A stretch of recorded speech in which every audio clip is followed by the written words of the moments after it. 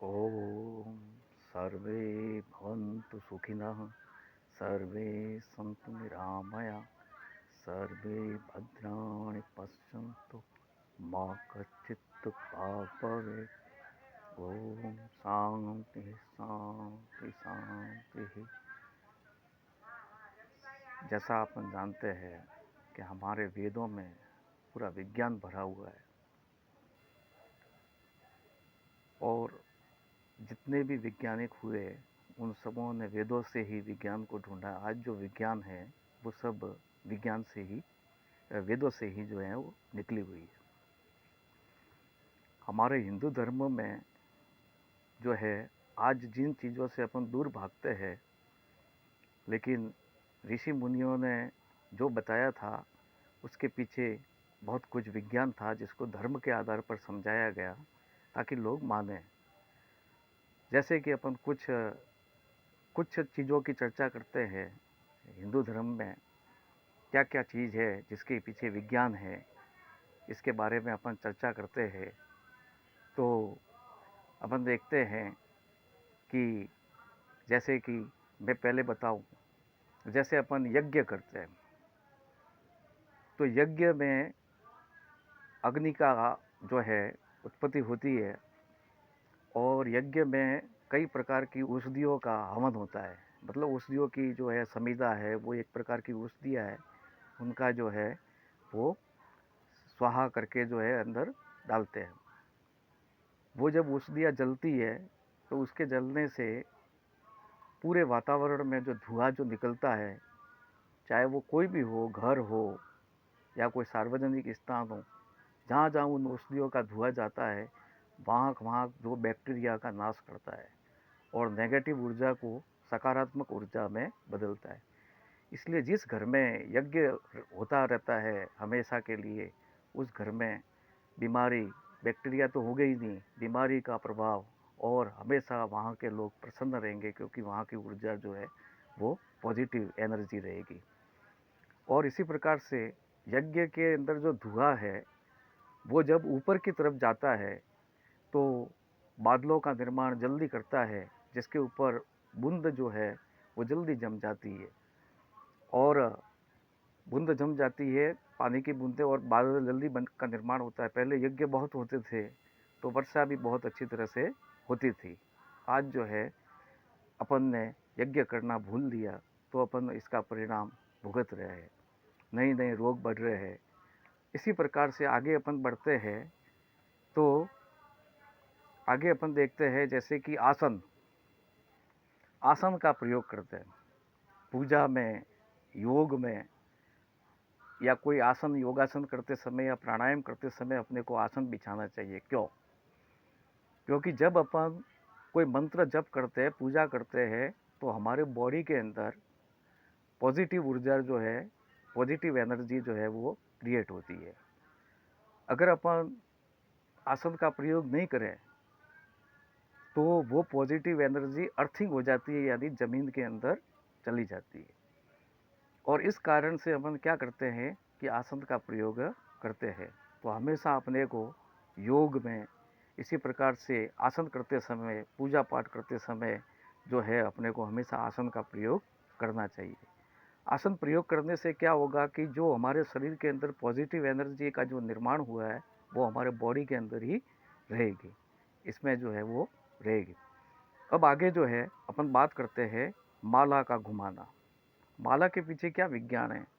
आज जब अपन इसको किसी नए युवा, पढ़े लिखे किसी व्यक्ति को, युवा को, नई पीढ़ी के लोगों को बात करते हैं तो माला घुमाना, उनको हंसना आता है कि ये क्या है, ये पीछे एक अंधविश्वास है। आज की जो हिंदू धर्म के पीछे जो विज्ञान है, आज की युवा पीढ़ी उसको जो है अंधविश्वास मानती है।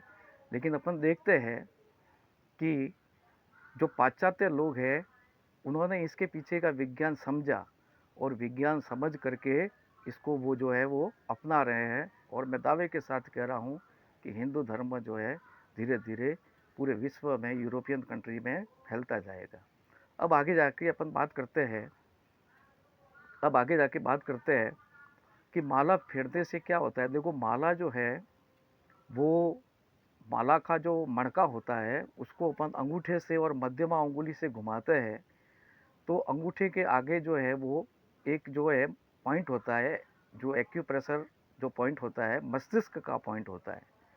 तो बार बार हर मणके को, हर मोती को, हर जो है दाने को जब अपन घुमाते हैं तो हमारे जो अंगूठे के आगे का जो वो पॉइंट है, मस्तिष्क का पॉइंट, वो दबता है।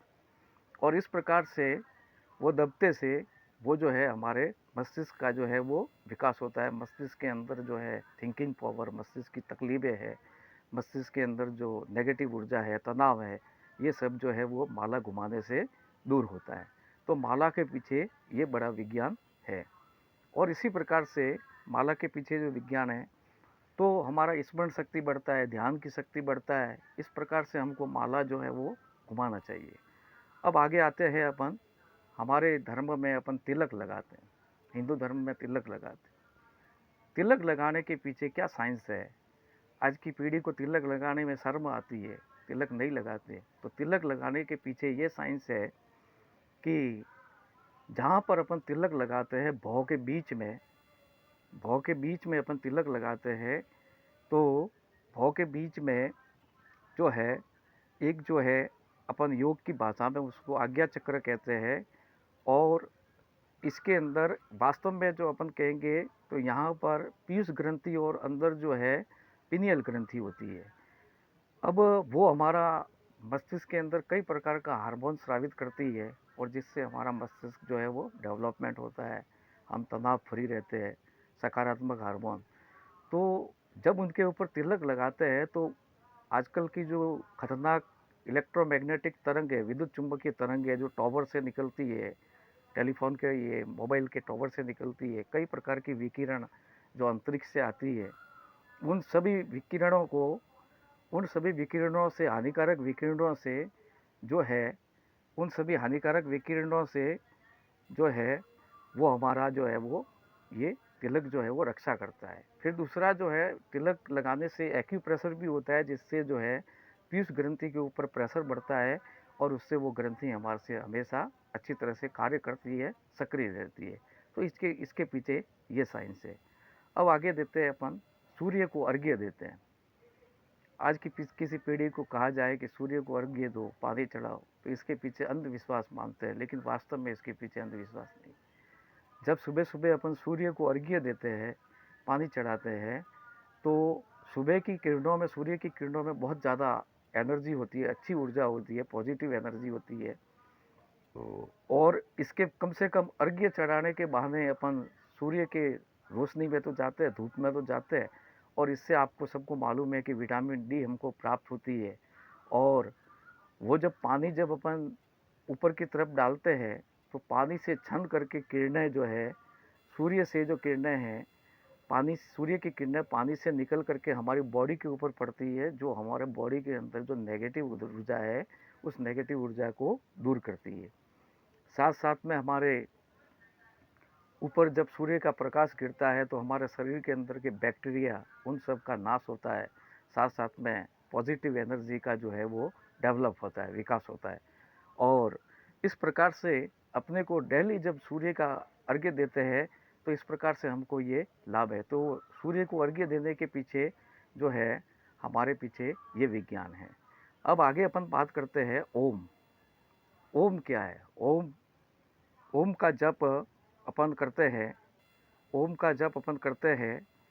अब तो ओम एक बहुत बड़ा मंत्र है। ऐसा कहते हैं कि दुनिया की सबसे पहली ध्वनि जो है वो ओम है, और ओम में से ही सारी ध्वनि का उत्पन्न, संगीत के सारे स्वर जो है वो ओम से निकले हैं।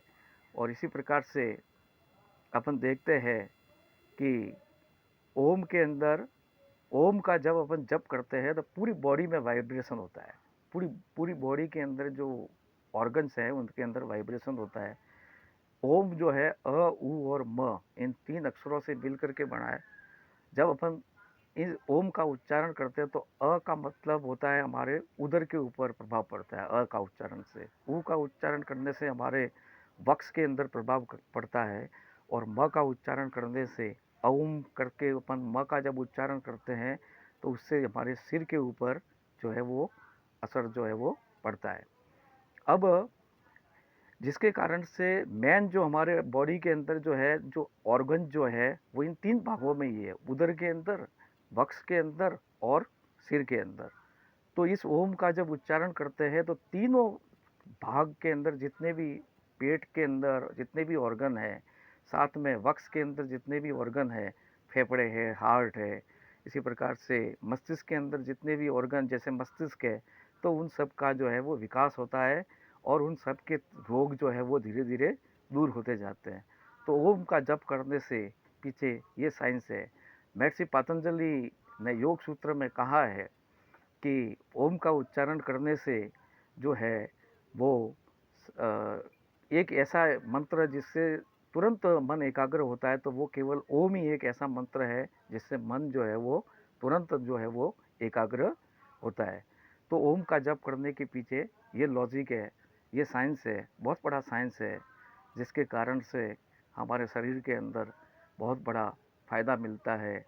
शरीर की सारी नकारात्मक ऊर्जा को दूर करके मन को एकाग्र, प्रसन्न चित्त जो है वो करता है। अब आगे जो अपन देखते हैं योगोपवीत संस्कार।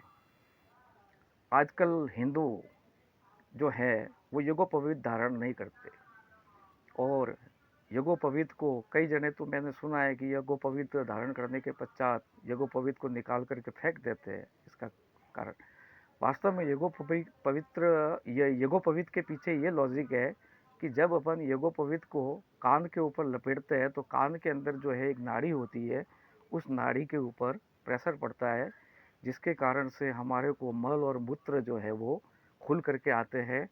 मल के अंदर जो अवरोध है, मूत्र के अंदर जो अवरोध है, वो सारे जो है वो दूर हो जाते हैं।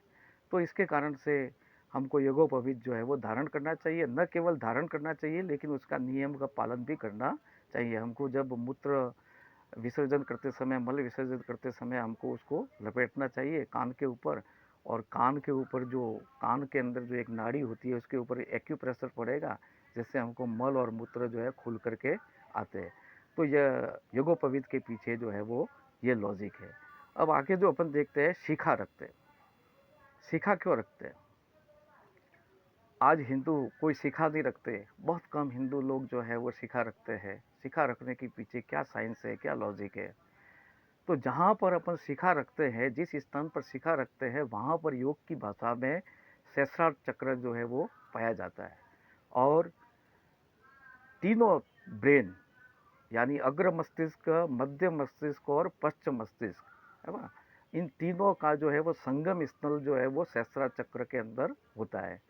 तो जब अपन इस स्थान पर अपन बालों का गुच्छा रखते हैं यानी शिखा रखते हैं, तो इस सहस्रार चक्र को, जहाँ पे तीनों का संगम होता है, तीनों ब्रेन का, अग्र मस्तिष्क का, मध्य मस्तिष्क का और पश्चिम मस्तिष्क का, तीनों का संगम होता है। तो शिखा रखने से बाल से वो उस भाग का, सहस्रार चक्र का जहाँ तीनों का संगम होता है, उससे हानिकारक विकिरण, जो विद्युत चुंबकीय इलेक्ट्रोमैग्नेटिक, ये इलेक्ट्रिक मैग्नेटिक वेव जो है, विद्युत चुंबकीय तरंगे हैं, रेडियो तरंगे हैं, रेडियो एक्टिव तरंगे हैं, इन सब से हमारे सहस्रार चक्र की क्या होती है, रक्षा होती है शिखा रखने से। साथ साथ में शिखा रखने से जब अपन शिखा बांधते हैं तो सहस्रार चक्र के ऊपर एक्यूप्रेशर भी पड़ता है, और शिखा के हाथ देते हैं, एक्यूप्रेशर भी पड़ता है, जिससे हमारे तीनों मस्तिष्क जो है वो सक्रिय रूप से कार्य करते हैं। तो शिखा रखने के पीछे जो है वो ये लॉजिक है। हमको शिखा रखनी चाहिए और शिखा को, ग्रंथि जो है वो रखनी चाहिए, और मंत्र के साथ में शिखा जो है वो बांधनी चाहिए। जैसे ओम छिद्रोपीणी महामाये दिव्य तेजस समन्विते तिष्ठ देवी शिखा मध्य तेजो वृद्धि कुरुस्व में, ये जो मंत्र है, इस मंत्र का उच्चारण करके जो है हमको जो है वो शिखा रखनी चाहिए। तो शिखा के पीछे जो है ये साइंस है, बहुत बड़ा साइंस है। तो शिखा आजकल जो है हमारे भाई जो है नहीं रखते, उनको शर्म आती है ना। तो शिखा रखने से ये फ़ायदा जो है, इसके पीछे जो है ये विज्ञान है। अब आगे अपन देखते हैं, अभी आगे जो देखते हैं कि अ, हमारे हिंदू धर्म में अंतिम संस्कार जो है वो अग्नि से होता है। अग्नि से सबसे बढ़िया जो संस्कार जो अगर माना जाए इस दुनिया में, अंतिम संस्कार तो वो है अग्नि से अंतिम संस्कार है। क्यों ऐसा है? क्योंकि जो बॉडी जलती है उसमें कई प्रकार के वायरस होते हैं, कई प्रकार के जर्म्स होते हैं, तो अग्नि से वो सब जल करके भस्म हो जाते हैं और सारी बॉडी के अंदर जो जर्म्स हैं, सारी बॉडी जल करके राख बन जाती है और सारे जर्म्स जो है जल करके राख हो जाते हैं। सारे जर्म्स जो है वो नष्ट हो जाते हैं। इसी प्रकार से धरती पर प्रदूषण भी नहीं फैलता है। किसी भी प्रकार के विषाणु रोगाणु ये प्रदूषण भी क्योंकि राख में बदल जाता है जल करके, विषाणु भी जो है वो चारों तरफ जो है वो नहीं फैलते क्योंकि वो सब नष्ट हो जाते हैं अग्नि से। अब अग्नि के अंतिम स्नान के पश्चात अपन स्नान करते हैं, इसके पीछे क्या लॉजिक है? तो बहुत बड़ा साइंस है। जैसे अपन कोई अंतिम संस्कार करते, बॉडी जब कोई जलती है तो जलने के पश्चात अगर कोई जम्स है, कोई जीवाणु रोगाणु जो है अगर हवा में उड़ गए और वो हमारे कपड़े में लग गए, हमारी बॉडी के अंदर वो अगर चिपक गए कपड़ों से या ये, तो अंतिम संस्कार के पश्चात अपन सवस्त्र स्नान करते हैं। यानी वस्त्रों के साथ स्नान करने से क्या होता है कि जितने भी जम्स है जो बॉडी जलने से उड़ करके हवा में हमारे शरीर के ऊपर या कपड़ों के ऊपर चिपक गए, तो कपड़ों सहित अपन स्नान करते हैं तो उससे वो सारे जम्स जो है वो निकल जाते हैं पानी के साथ में और साफ़ हो जाते हैं। घर आकर और स्नान करते हैं तो स्नान करते समय वापस जो है अपन देखते हैं कि वो जम्स जो है वो घर पे आके अगर थोड़े बहुत जम्स और भी रह गए हो तो घर में आने के पश्चात वो जम्स भी क्या हो जाते हैं, निकल जाते हैं। इस प्रकार से इसके पीछे जो है स्नान का और अंतिम संस्कार अग्नि से क्यों, इसके पीछे ये लॉजिक है। तो इस प्रकार से हमारे धर्म के अंदर बहुत बड़ा विज्ञान है जिसको हमको समझना चाहिए। विदेशी लोग इसको समझ रहे हैं और इसको अपना रहे हैं, हमें भी इसको जो है वो अपनाना चाहिए। धन्यवाद।